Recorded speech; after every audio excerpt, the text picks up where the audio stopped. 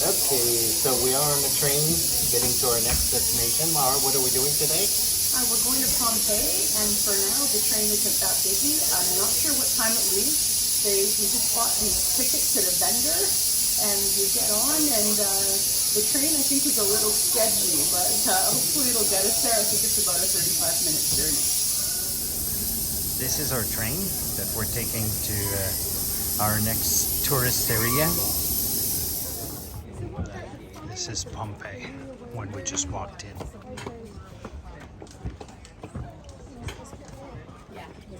This is the groove for a wooden door. We found a lot of fast foods like this one because the Romans always stopped for lunch. Ancient fast food. Imagine just a dinner, Roman cake. That's where a fire would have been. There was always a small temple dedicated to the ladies. This goddess protecting all sessions. So the shop, the second one would have been a storage room, and the third one would have been the home. The shops were always part of homes. This is a stepping stone. That's the sidewalk. And then the waste would actually flow down the road, and you'd have to use these stepping stones to get rid of the waste, or not stepping stones. These are basalt rocks that make up the streets everywhere in the city. So where there's an iron gate, this is actually a home, and there was an alteration of homes and shops where you'd see more of a wooden door. See that groove there? That would be representative of that. So that's another mark of this, how this city was built. This is the basilica here. And this is the courthouse here. And this would have been a market square where everyone would meet in normal times.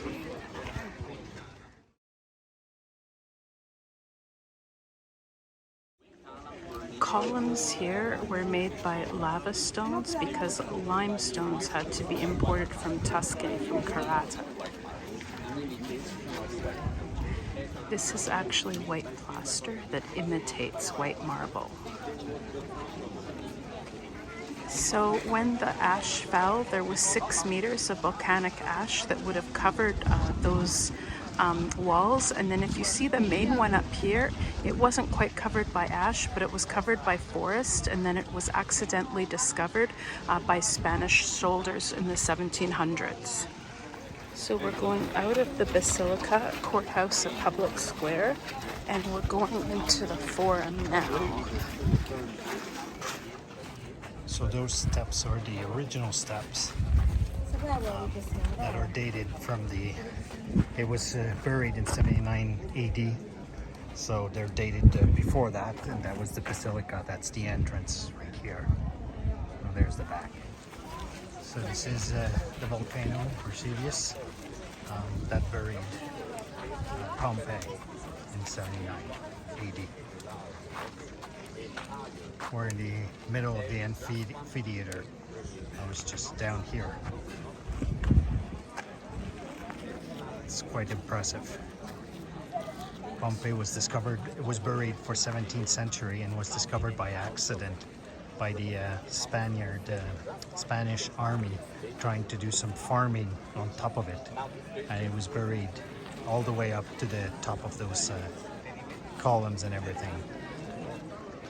This is the Forum.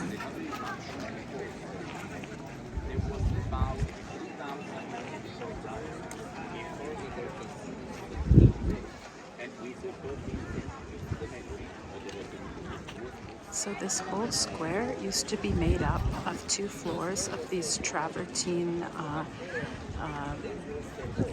it's not marble, but travertine is the material, and it would have been around the whole square that I just showed you a video of, but only some of it is left. This is the Forum, connecting the top of the columns to the buildings around. So here you can see 6 pyramids, or columns I should say. That was Jupiter's temple, and a bust of him kind of in the background, the white, that isn't an original. This is the temple of Apollo. beside it was a public granary where citizens got every day their, I guess, lot of grain. The Four Arches you can see was actually a fresh food market. It had a second floor as well. It's where people would go to buy fresh food. They paid taxes for these shared commodities where they got their grain allotment, for the roads to be maintained, and there to be public services. This was a huge wool market where people dyed the wool. So that is a travertine tile. Imagine the square populated all with travertine. Right, Martin? I'm stepping on it. He's stepping on it. And then imagine marble all over the walls, which is what that would have been. And then the walls outside of this forum would have been covered with painted frescoes. This is a close-up of the market area where they had the fresh food. So the forum was actually a pedestrian square. You can see that cuts off the traffic from the forum beyond. It was the only place here that had its own drainage underground. So this is a cross street. The streets went north and south and east and west. And down there are remains that they haven't even excavated yet, so apparently it's a very large city. So where we're going later is 3 times this long, so apparently the size of Pompeii was huge. This is a very large house, and this is the first room, the atrium.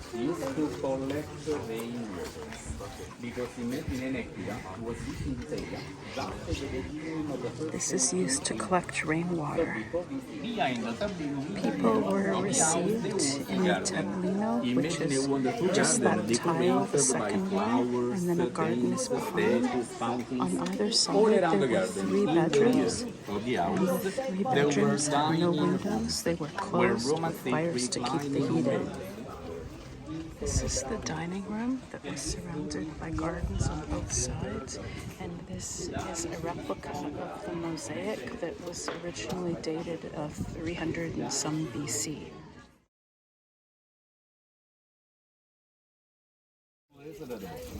Because imagine water from public fountains was used to clean the streets. It was drinking. That was used to clean the streets as well.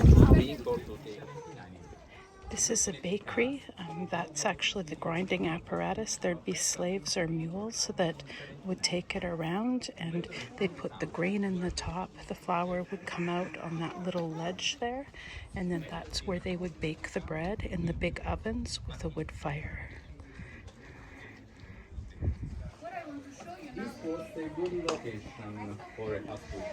This was the equivalent of fast food with, again, the soups. You can see the frescoes, and the frescoes would even have a representation of what was in each of those round things. Here you can see the stepping stones that the chariots needed to get over and navigate. That's why their wheels were where they were. This is an original mosaic in a house. In this house there are original mosaics. These are the original decorations inside the house.